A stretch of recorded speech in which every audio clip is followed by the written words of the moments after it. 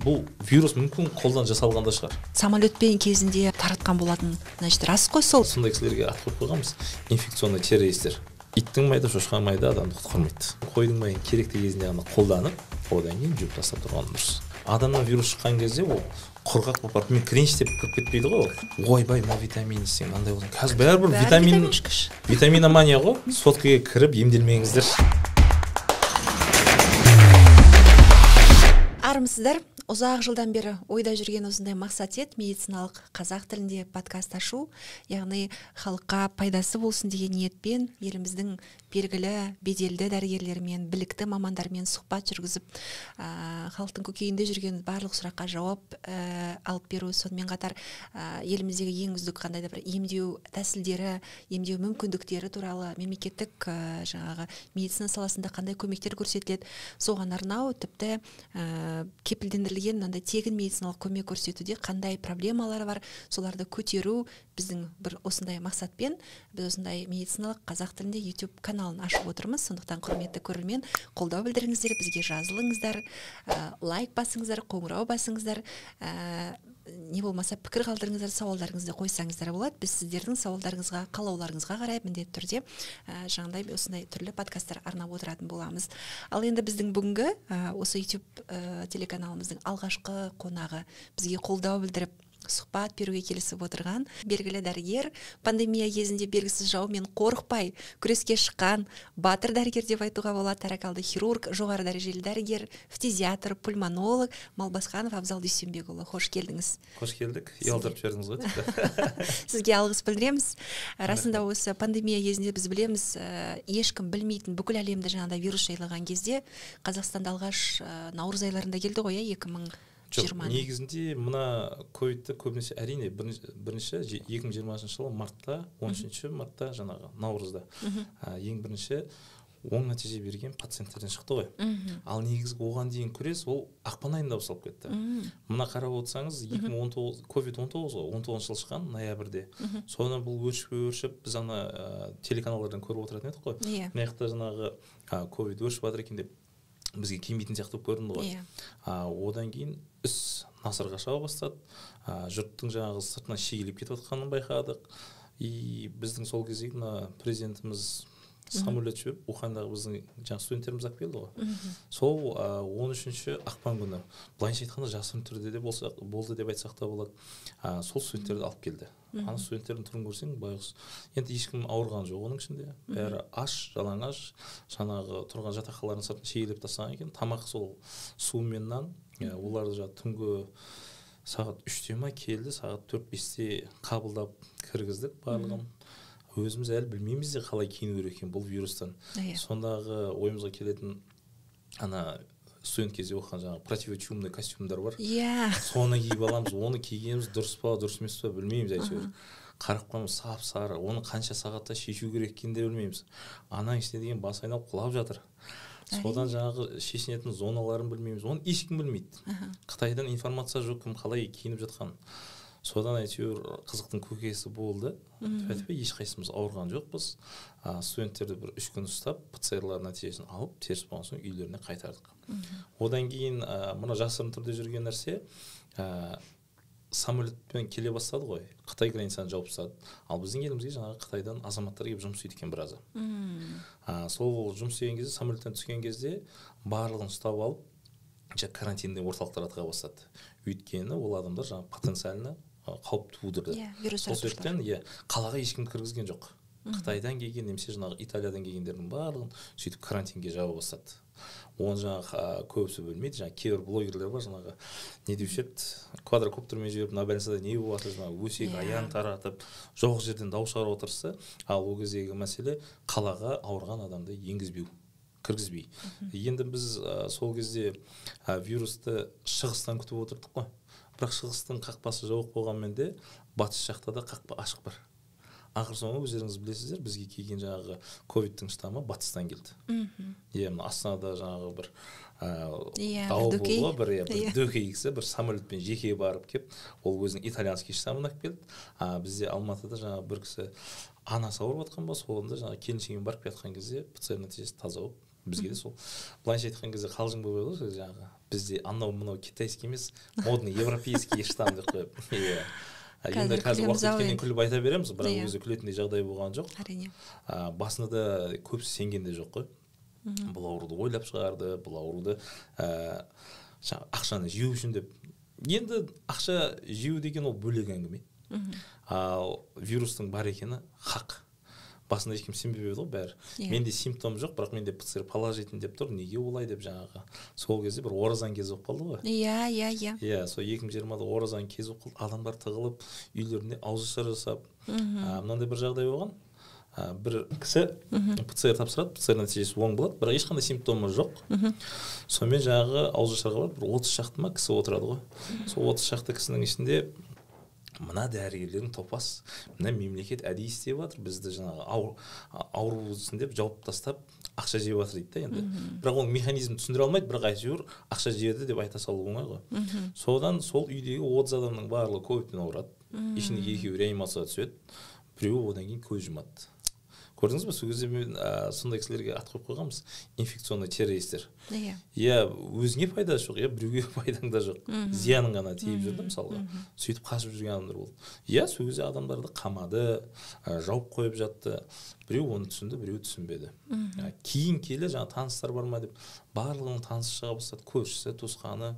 Ақыр соңында арамыздан адамдар ауырып кете бастады ғой. Иә, 11 мамыр айында ма осы жерге ел президенті Тоқаев келді. Сол кезде келіп ограничениені снимать етті.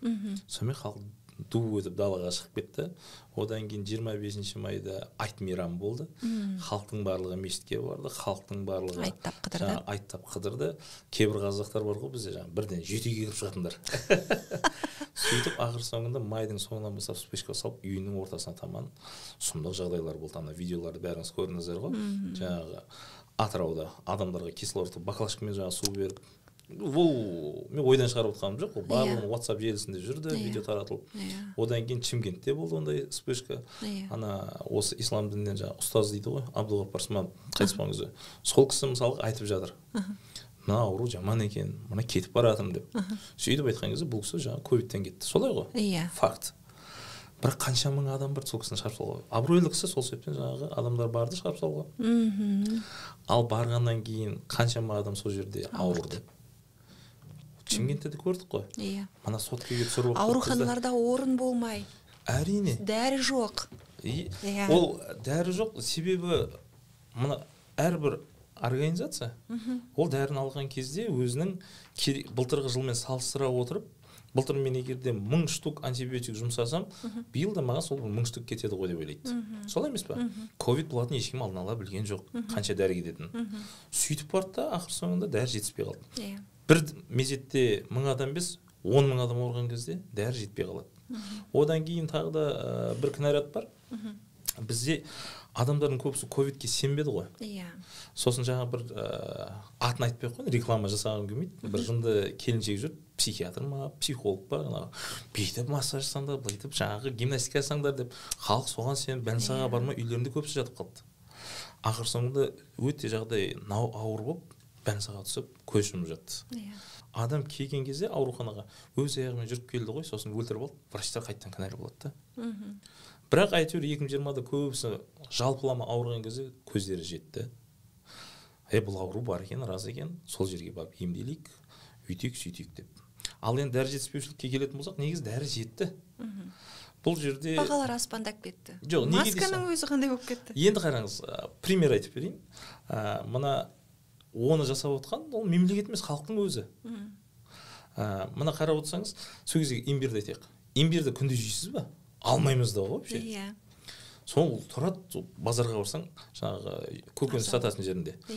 Сол жердегі ана пысықтары бар ғой. Ой, мына жаңағы имбирді алсаң емделіп кетеді деген сеп. Ақыр соңында 2020 жылы май айында имбирдің бағасы 27 000 теңгеге жетті ғой, 1 килограмм. Болды ғой. Масқара.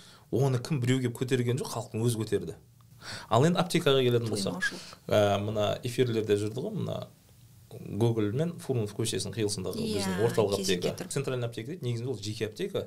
Ол үкіметтік емес, басқа аптекаларға қарағанда, негізі қымбат ол жерде. Көбісі. Бірақ халық сол жерде орталық аптека деген санада қалып қойған соң барады. Ал көп адамдар сол жерде пайда жасады. Қалай пайда жасады? дәрілерді келеді да бірденен артық мөлшерде сатып алады да сыртқа барып 10 есе қымбат бағамен сатты. Сосын барып әкімшіліктен шектеу қойды ғой.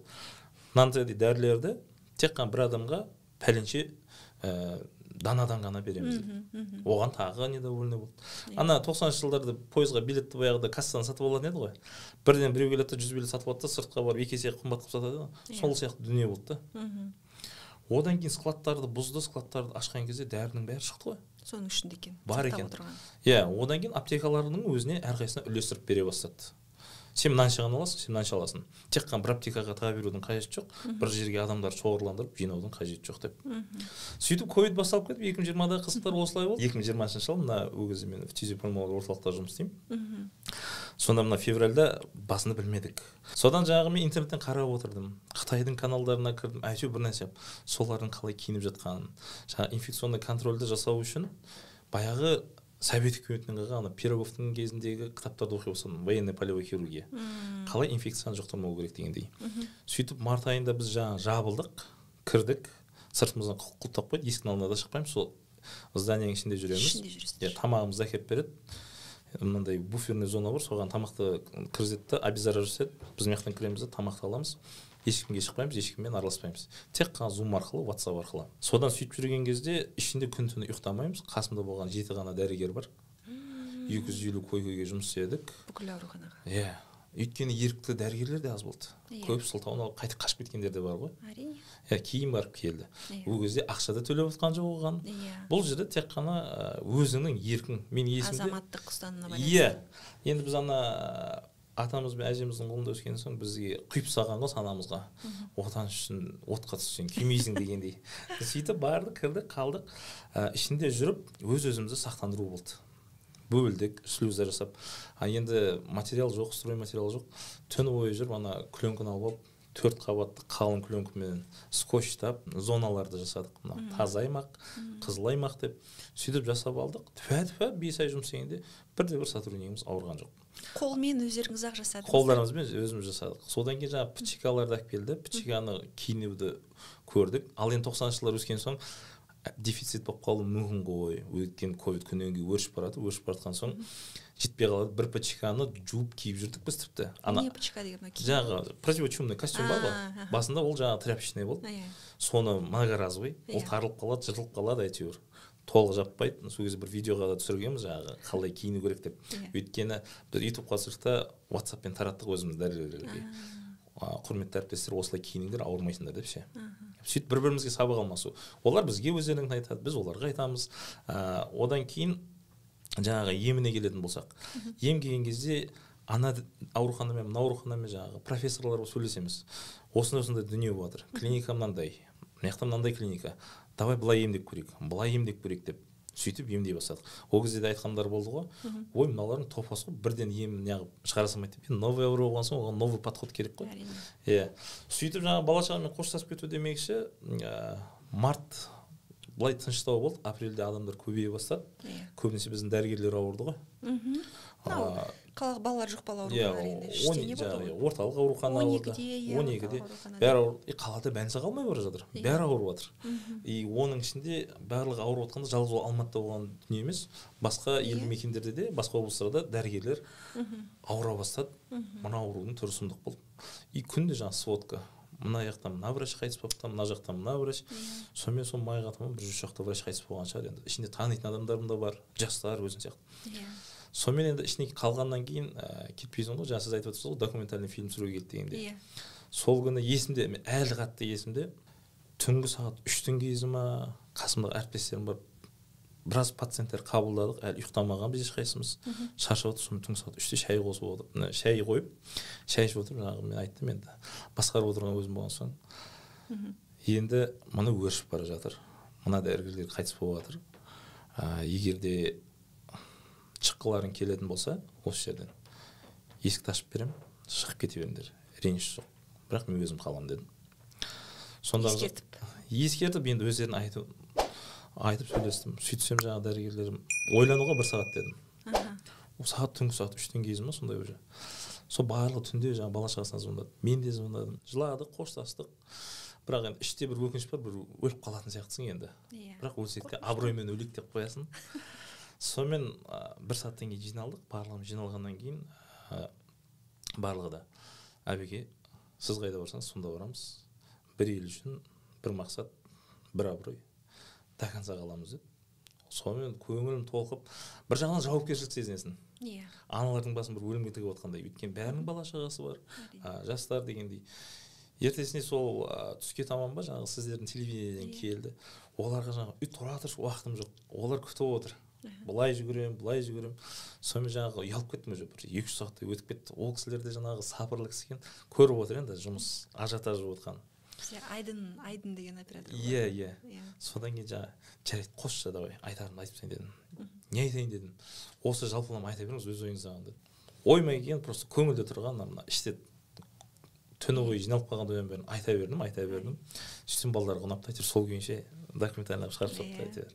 Одан көріп енді өлген жоқпыз ғой, әйтеуір аман-есен шықтық. Емнің бәріне дағдыланып алдық, адамдарды аман-есен шығардық. Бірде-бір сотруднигі ешқайсысы ауырмады, бәрі аман-есен шықты. Артынан енді жазда сол июльдің кезінде 3 санитаркамыз ауырып қалды. Сәл инфекционный контрольді бұзып жібергенде, сөйтіп ауырып қалған. Содан өлген жоқпыз, тіріміз. Барлығын уже шағып жүрік дегенде шемішке дей. Бір жаңа ана видеоны көргенде ұяласың ғой, жаңағы мына жерде мен өлімге басым тіккен кезім еді. Қазір аман-есен жүрмін. Бірақ Аллаға шүкір, бала шағам көретін жарығы бар, өзім көретін жарығым бар. Ана 40 жыл қырғын болса да, ажалың болмаса өлмейсің дейді ғой. Ажалымыз келмепті.